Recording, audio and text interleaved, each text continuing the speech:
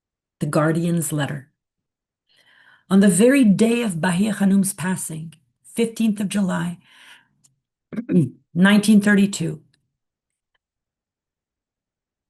Shoghi Effendi wrote a letter to the National Spiritual Assembly of the Baha'is of the British Isles, in which he majestically outlined the greatest Holy Leaf's services to the faith, describing his great aunt as saint-like. For more than 80 years, this exalted leaf bore with a fortitude that bewildered everyone who had the privilege of knowing her, sufferings and tribulations that few of our present-day believers did experience. And yet, what a joy and what a saint-like attitude she manifested all throughout her life. Her angelic face was so calm, so serene in the very midst of sufferings and pains. Not that she lacked tenderness of heart and sympathy, but she could overcome her feelings, and this because she had put all her trust in God. And now she has gone forever. We should rejoice at the thought that she is still living in our hearts and is animating our soul with a devotion, a courage, and a hope, of which we are in such dire need in these days of sufferings and hardship. The Guardian's Cable.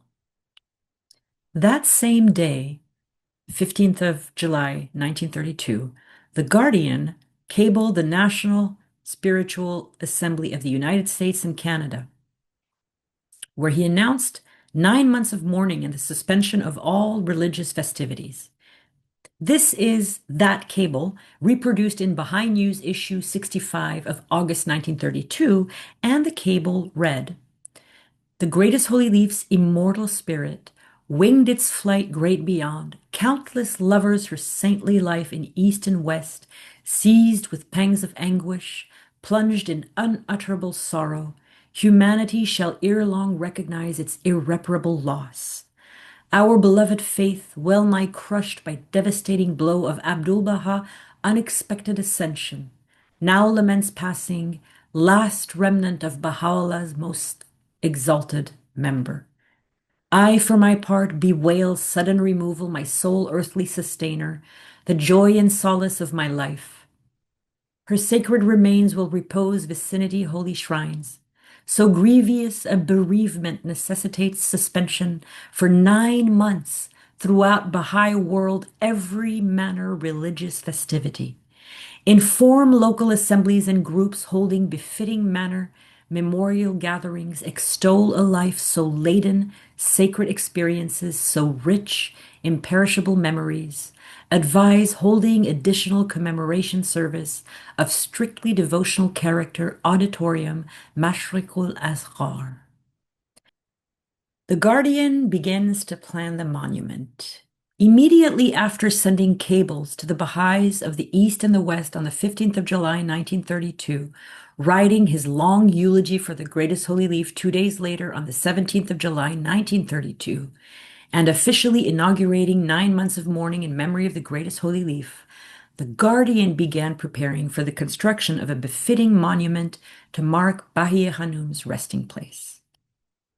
Shoghi Effendi wanted a structure that would perfectly embody the exalted station of the outstanding heroine of the Baha'i dispensation. The Guardian left Switzerland and personally traveled to Italy to commission a magnificent memorial monument made of the finest marble the country had to offer.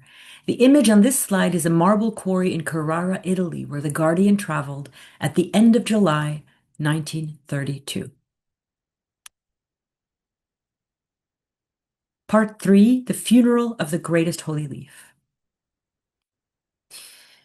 Before leaving for Switzerland, as I mentioned earlier, the Guardian had left specific instructions with his father, Mirza Hadi Shirazi, on not only where exactly to inter the remains of the greatest holy leaf, but also instructions on how to conduct the greatest holy leaf's funeral ceremony.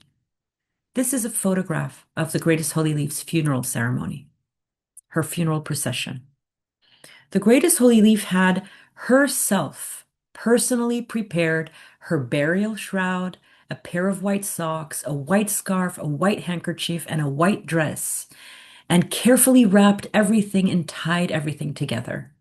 On the day of her funeral, a large crowd assembled to pay their last respects to the Greatest Holy Leaf and lay her to rest. The funeral cortege of the Greatest Holy Leaf numbered 100 cars. Local dignitaries were present, such as the mayor of Haifa and the representative of the Northern District of British Mandate Palestine.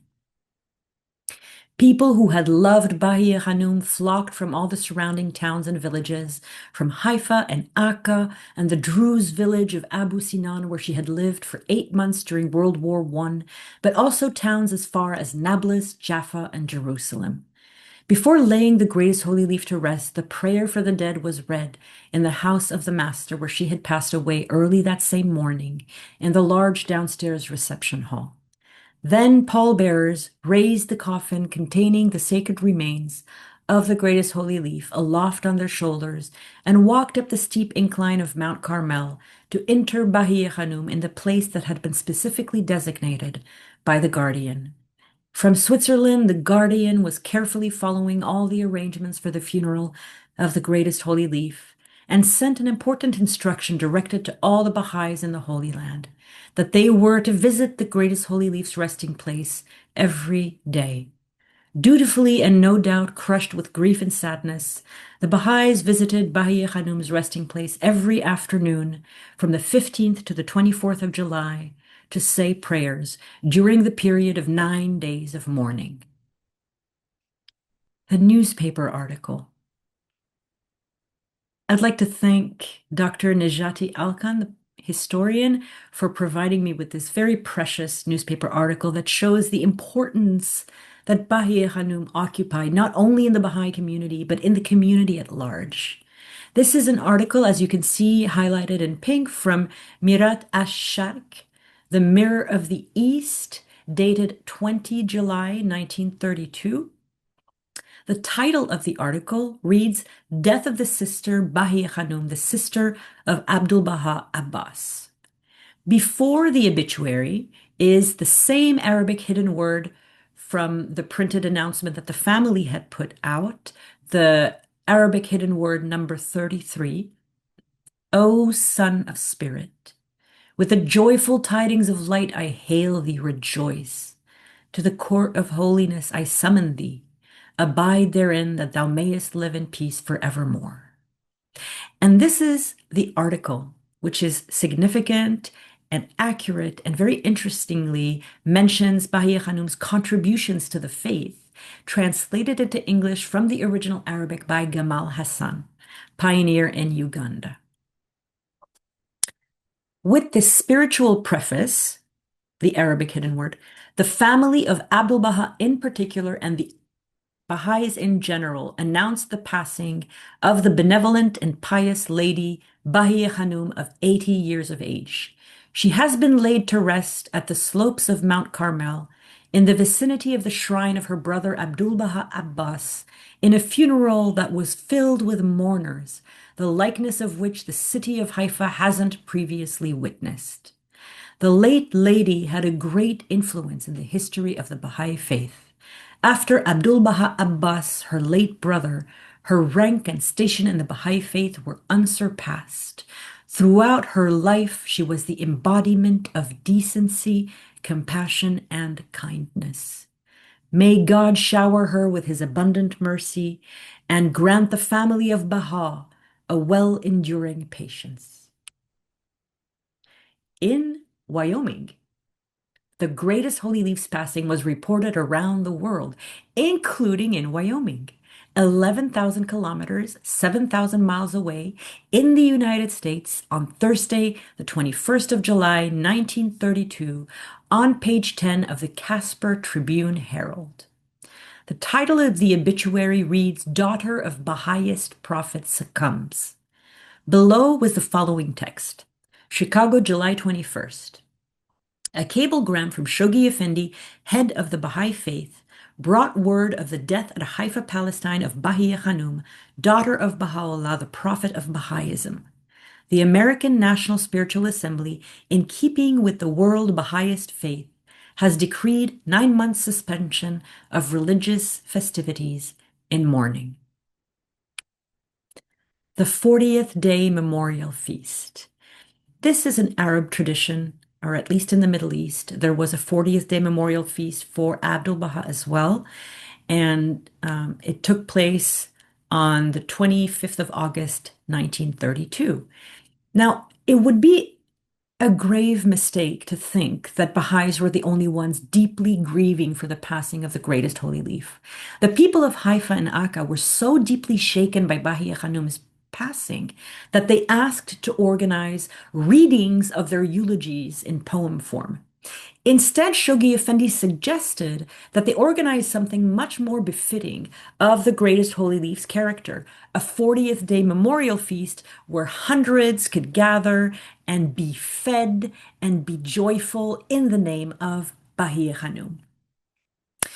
So it took place, like I said, on the 25th of August, 1932, in the beautiful garden of Abdu'l-Bahá, which the greatest holy leaf loved so much. The memorial feast was an event of massive proportion and required careful logistical planning for the large number of guests, as well as you can see the decorations and the table, the long, very long table, and there are centerpieces and flowers everywhere, wild tablecloth, cutlery and plates. The Baha'is had arranged this very, very long table that seated 100 people, and to provide them shelter from the sun, they'd erected a tent in the garden. Over the course of the day, 10 or 11 groups of 100 people sat at that table, meaning the Baha'is hosted as many as 1,100 people on that day. And the memorial feast lasted from early in the morning to 3 or 4 in the afternoon. The Guardian, still in Europe, was very present in spirit at the 40th day memorial feast. Shoghi Effendi had sent £100, which represents 8,800 pounds in today's currency. Very important amount in 1932, and he'd asked the Haifa municipality to distribute the sum among the poor of Haifa in the name of the greatest holy leaf. The Haifa municipality took out an announcement in the local newspapers informing them of the donation, and they even set up a special committee to find suitable applicants and give out the money not only responsibly, but to those who needed it the most. Now, I want to show you something interesting. There are two young boys in this photograph, one here and one here. These two boys had grown up in Haifa with the greatest holy leaf, and for the rest of their lives, they would cherish their childhood memories of the greatest holy leaf, giving them delicious food, sweet candy, and silver coins. The eldest is 15-year-old Jalal Naqshbandi, and the youngest is his little brother, future member of the Universal House of Justice for 40 years, Ali Naqshbandi, who was 13 years old at the time. Part 4, The Station of the Greatest Holy Leaf. The Guardian's Compilation. On the 14th of January, 1933, 6 months after the Greatest Holy Leaf's passing, Shoghi Effendi sent a photograph of the Greatest Holy Leaf and the most significant tablets Baha'u'lláh and Abdu'l-Bahá had ever revealed regarding her station to the National Spiritual Assembly of the Baha'is of the United States and Canada, and asked them to create pamphlets using the enclosed materials and to distribute them to the Baha'i community. In his cover letter enclosing these materials, Shoghi Effendi stated that these passages disclosed the nature of that mystic bond which on one hand united her with the spirit of her Almighty Father, and on the other hand linked her so closely with her glorious brother, the perfect exemplar of that spirit.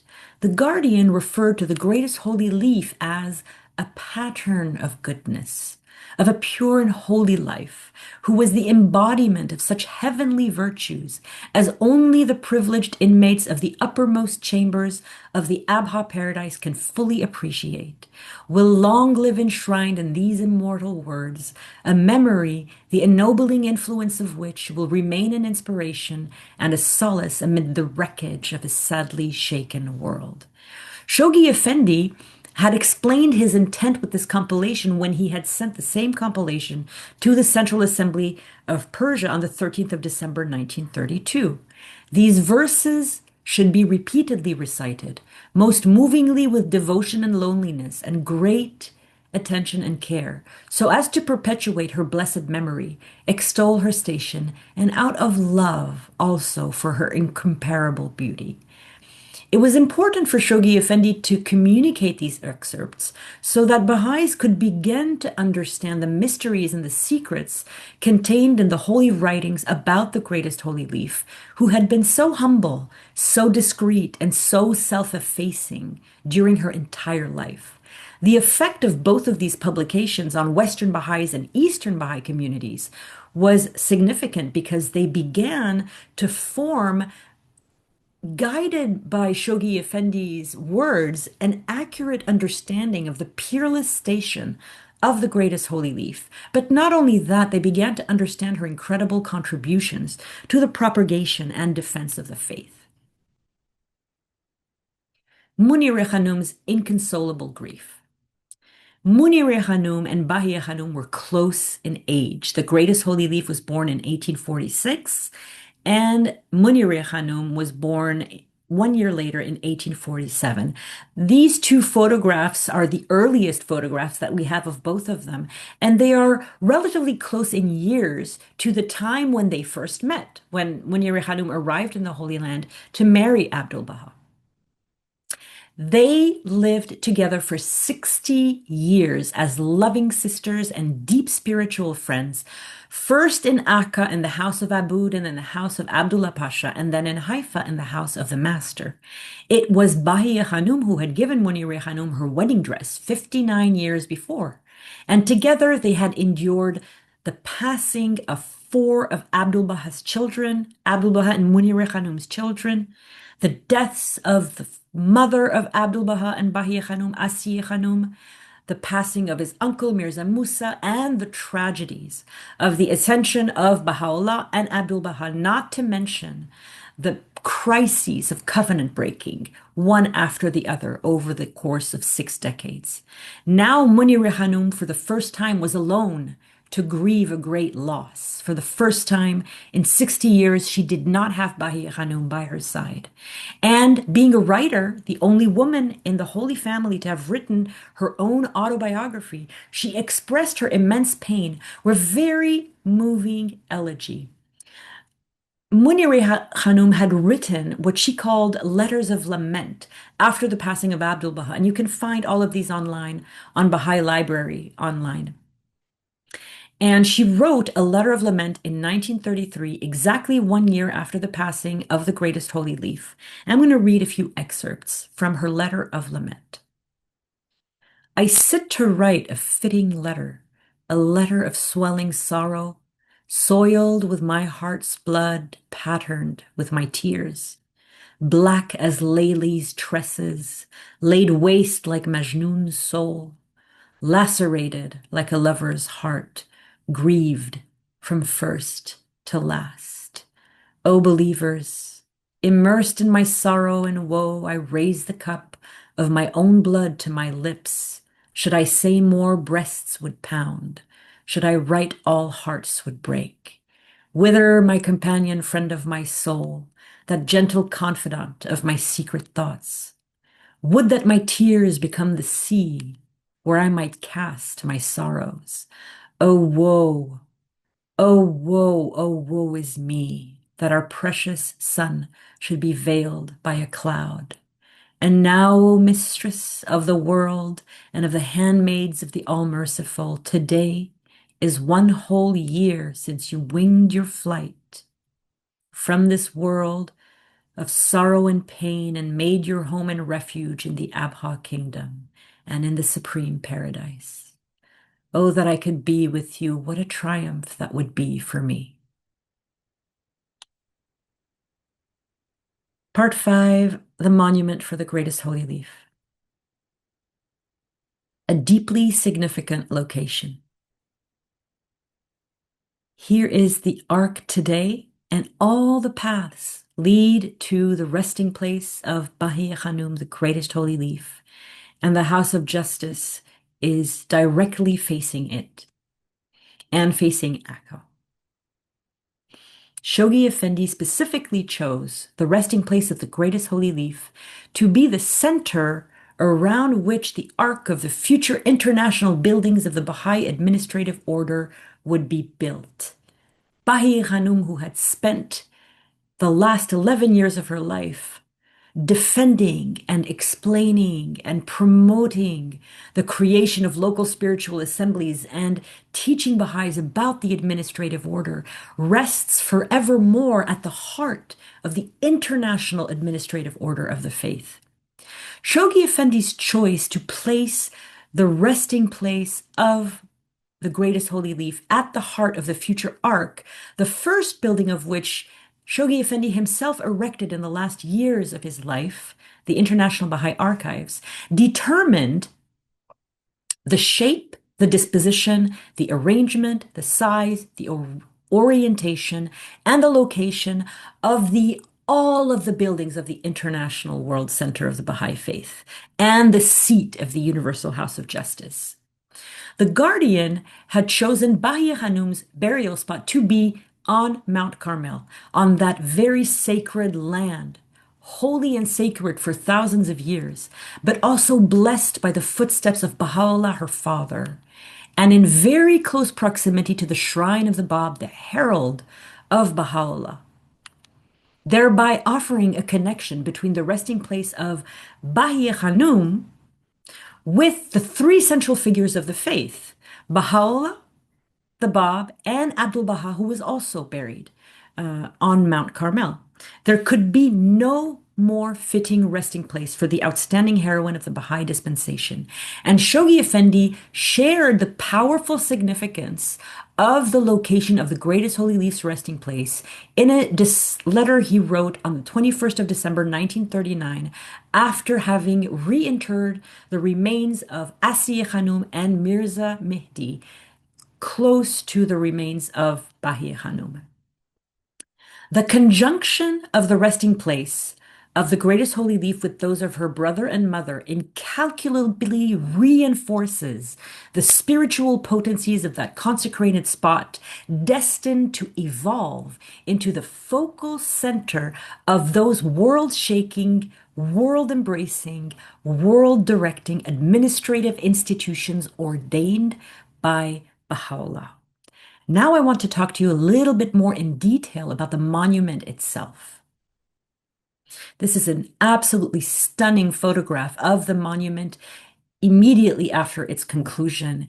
And behind it is where the future ark and all the administrative buildings of the International Baha'i World Order, administrative order, will be built. By August 1933, the Guardian had completed the greatest holy leaf's monument on Mount Carmel. The monument, which Shoghi Effendi had commissioned in person in Italy immediately after learning of the greatest holy leaf's passing, was simply stunning and extremely original in design.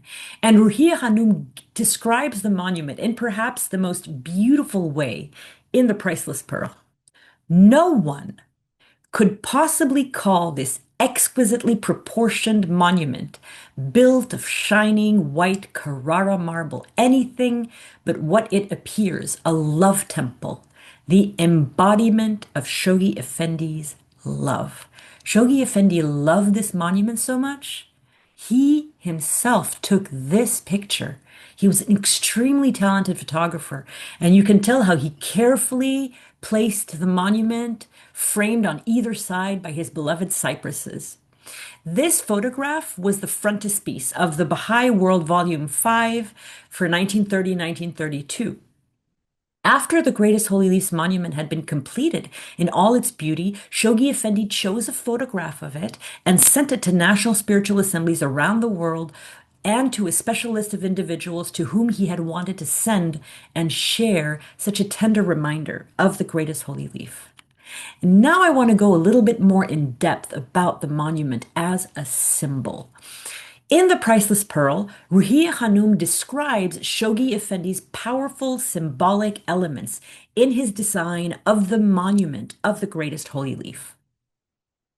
Shoghi Effendi used to compare the stages in the administrative order of the faith to his monument, saying the platform of three steps were like the local assemblies, the pillars were like the national assemblies, and the dome that crowned them and held them together was like the universal house of justice, which could not be placed into position until the foundation and the pillars were first firmly erected. Now, the future hand of the cause, Zikr al-Khadam, came on pilgrimage in Haifa 5 years, 4 years after the monument for the greatest holy leaf's resting place had been erected in April of 1937, just a few months before the Guardian's marriage.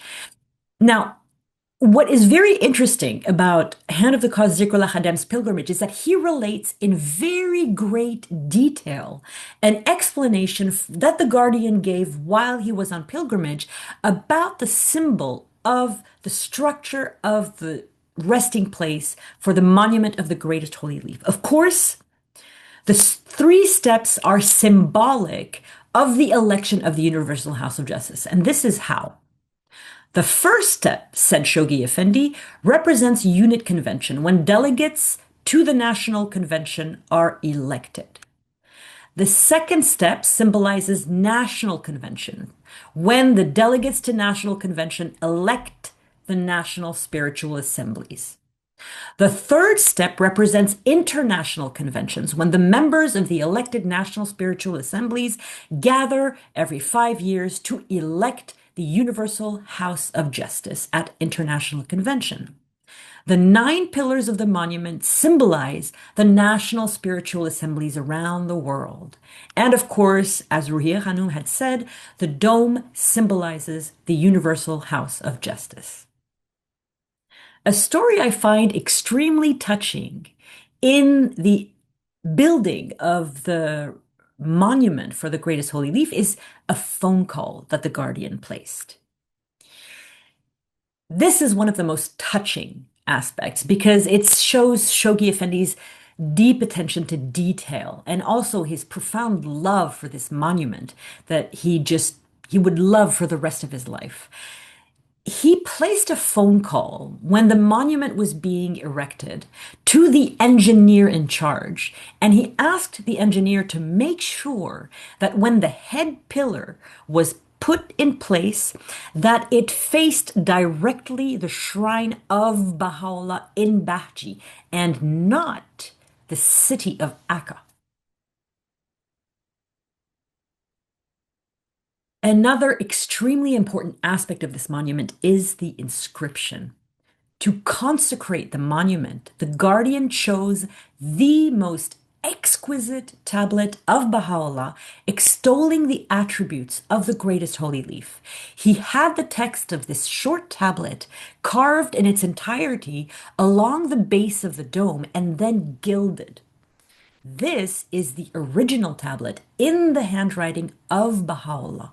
The English translation of this tablet reads, "This is my testimony for her who hath heard my voice and drawn nigh unto me.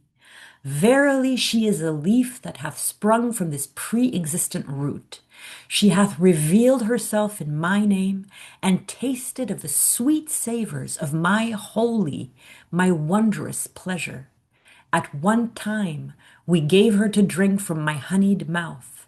At another caused her to partake of my mighty, my luminous Kauthar. Upon her rest the glory of my name and the fragrance of my shining robe." The last part says, "Upon her rest the glory of my name." And you will recall that Baha'u'lláh himself gave Bahíyyih Khánum the name Bahíyyih, which is the feminine for Baha, which is his own name. Part 6, Shoghi Effendi's Remembrance. This is a photograph of Shoghi Effendi towards the end of his life in the 1950s, surveying the grounds at Bahji. The greatest holy leaf would be present in the Guardian's thoughts and acts until the end of his life. After her passing, Shoghi Effendi kept mementos of her, surrounding his life with her presence. He used to sit in an armchair in Bahiyyih Khanum's room. And he had that armchair moved into his room, and he continued to sit in it until the end of his life. Shoghi Effendi filled his bedroom with photographs of Bahiyyih Khanum from her youth to her old age, as well as beautiful photographs of her monument, which he loved so much. This is a photograph of Mary Maxwell shortly before she became Ruhiyeh Khanum and married the Guardian in 1937, in March 1937. Until 1937, for 5 years after the Greatest Holy Leaf's passing, the Guardian wore a simple heart-shaped Baha'i ring which the Greatest Holy Leaf had given him once. The ring was heart-shaped and engraved with the symbol of the greatest name, and he wore it on his ring finger. In 1937, he placed the Greatest Holy Leaf's ring on Mary Maxwell's ring finger when they became engaged. The ring of the Greatest Holy Leaf. And then on the 24th of March, 1937, when Shoghi Effendi and Ruhiyeh were married, they recited their Baha'i wedding vows in the bedroom of the Greatest Holy Leaf of all places. The Greatest Holy Leaf's bedroom, perfectly preserved by Shoghi Effendi as it had been during her life. Her memory to Shoghi Effendi became an ennobling influence amid the wreckage of a sadly shaken world. The Greatest Holy Leaf was Shoghi Effendi's refuge in death as it had been in life. He never stopped thinking about her. In 1939, 7 years after her passing, Shoghi Effendi finally managed to reinter the remains of Asiye Khanum and Mirza Mehdi, Bahiyyih Khanum's brother, mother, and martyred brother, younger brother, on Mount Carmel, extremely close to her own resting place. And he thought of her when he sent a cable to the entire Baha'i world saying, "Cherished wish, greatest holy leaf, fulfilled."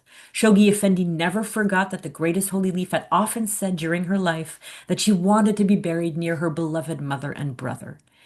Shoghi Effendi marked this occasion further by pledging £1,000 as his contribution to the Bahiyyih Khanum Fund, the last fund drive connected with the completion of the interior ornamentation of the House of Worship of North America. And when Shoghi Effendi reached the end of his life, this is the last photograph ever taken of Shoghi Effendi, taken by Ruhiyeh Khanum herself. He continued to remember the greatest holy leaf.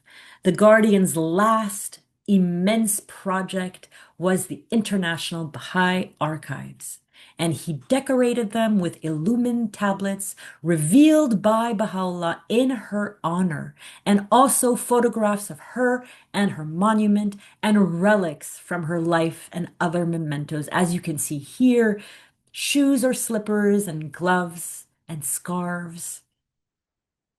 How touching. Epilogue. There is no other document that has directed this chronology more than this handwritten 16-page letter by Shoghi Effendi, written 2 days after the passing of the Greatest Holy Leaf on the 17th of July, 1932. It is a chronology, it is a biography, it is a eulogy, it is a prayer, it is a statement. I have quoted from this letter dozens of times throughout the chronology. I have organized the chronology around Shoghi Effendi's retelling of her life. Parts of the Greatest Holy Leaf's life in Baghdad with her services to Baha'u'lláh come from this letter, as well as her services in Akka and in Edirne, and during Abdu'l-Bahá's journeys to the West, and during World War I. And so I cannot read it in full because it also takes 25 minutes to read. But there is one thing that I have never shared about this letter. The last 3 paragraphs of Shoghi Effendi's letter are a prayer, quasi in Persian style, a prayer about and for the greatest holy leaf and asking for her blessings.